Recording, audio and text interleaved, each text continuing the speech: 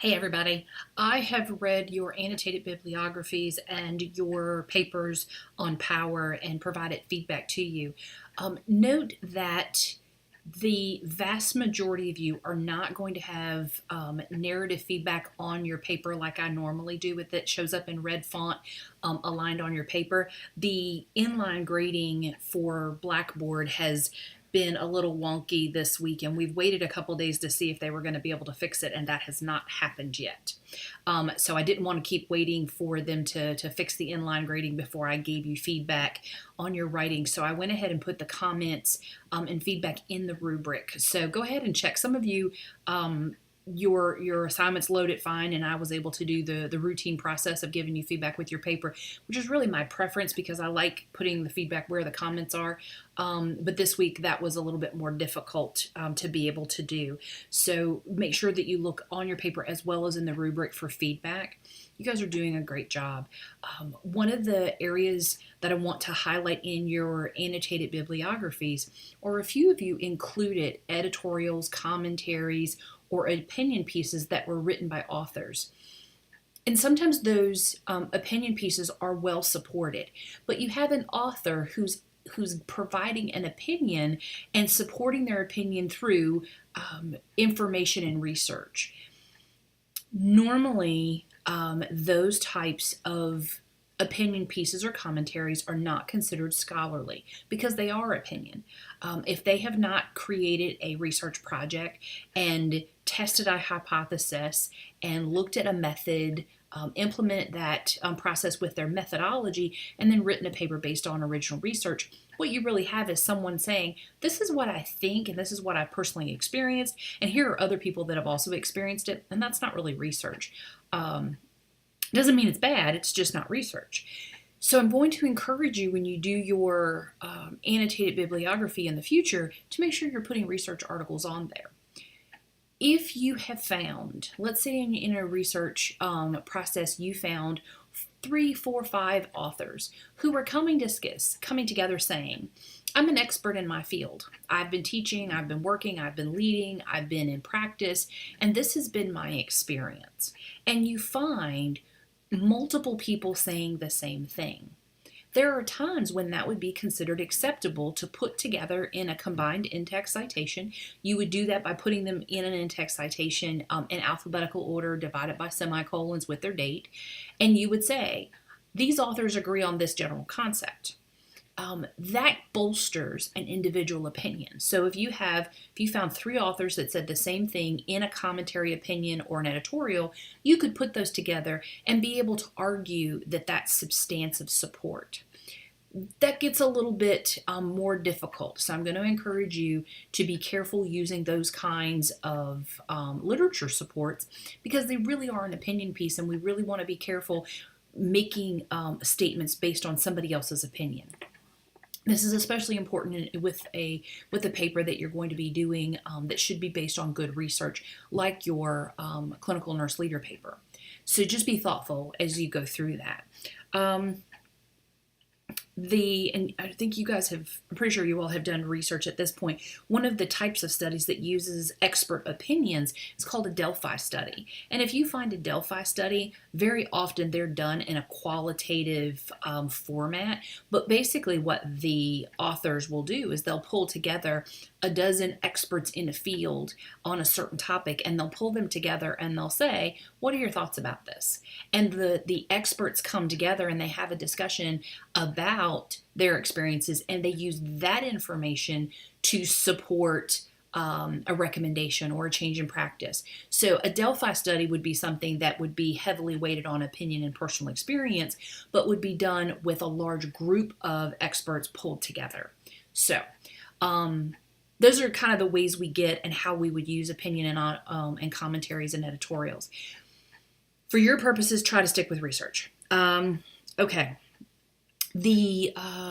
Your paper on power was super interesting to read. You guys covered the topic very, very well. I'm always interested to see which direction people take when they cover power and how often we tie it in with politics.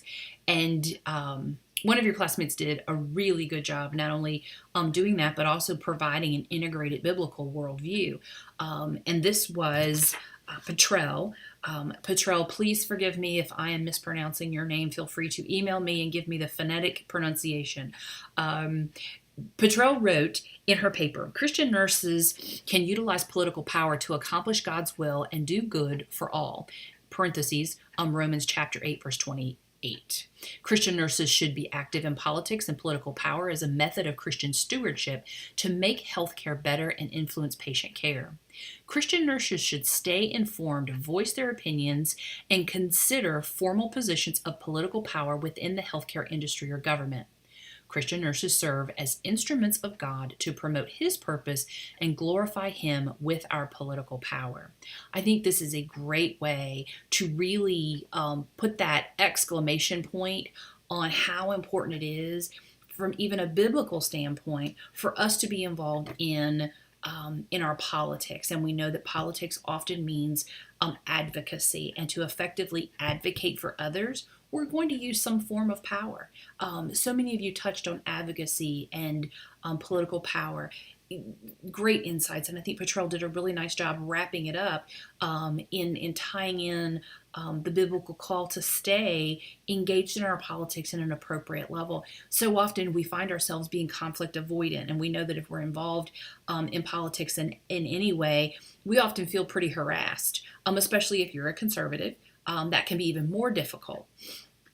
So know that not only are we called as nurses to advocate for others, but there's a biblical calling for us to stay dialed in and to advocate for those that don't have adequate voice in a situation. So I think that was really well done. Probably my favorite quote in all the papers, not setting aside the Bible, love the Bible, but your classmate Ashley quoted Uncle Ben from Spider-Man. I laughed when I read it, and I thought, that's not scholarly, but that's funny.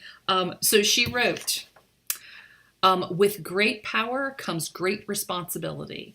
And I have heard that. I didn't realize it came from Uncle Ben and Spider-Man. So kudos to Ashley for making me giggle, and so aptly putting in what we would call kind of pop culture in a paper contextually very appropriate. So it's always, and I would say that that's always okay to be able to, every once in a while, tuck some pop culture, put some modern perspective in that catches your reader and keeps them dialed into your content. Certainly caught me. I thought it was great. Okay, so that's this week. Let's talk briefly about next week. Next week, you've got a paper that's on teamwork. I want you to read your writing, provide some general overviews of what was in your assigned reading for that week, and then start talking about how those concepts play out in your personal work. So it's kind of a two-prong approach. First, tell me what relevant concepts you got from your reading, and then how do they demonstrate and manifest themselves in your active work environment. Do not summarize every single paragraph in your reading. Broad strokes. What are the big topics? I'd probably say, 3, 4, 5 of those that you explain well. Normally 4 or 5 is probably good, but pick the good ones and pick the important ones. And then tie them into your work environment. This paper should not get unwieldy. Be concise. Tell me what you need to tell me and move on. This paper is also going to need at least level 1 and level 2 headings if you are properly organizing them. One thing from an APA standpoint, I want to remind you that DOIs are not optional. If you cannot use the URL because you don't want to go look for the DOI, look for them.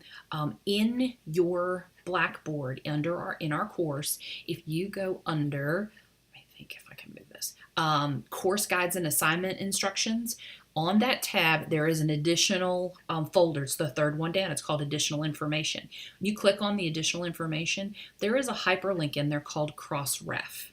Crossref is a data tool that you can copy and paste the name of your article, drop it into their metadata search, and it will see if there is a DOI associated with your article.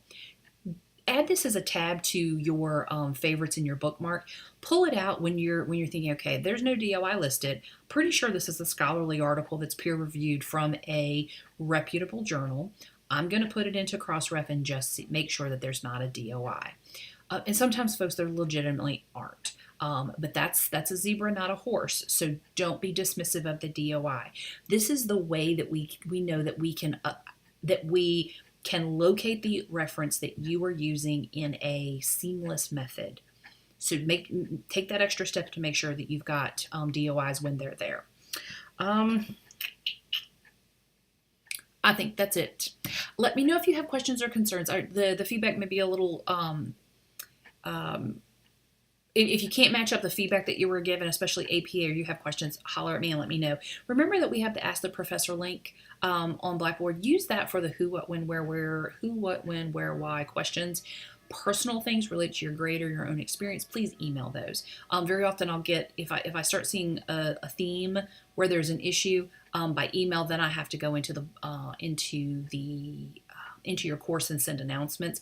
So when we use the discussion board effectively, that really supports your classmate and helps with efficiency. So let me know how I can help you. Know that I am here and praying for you, and I will look forward to reading your teamwork paper next week.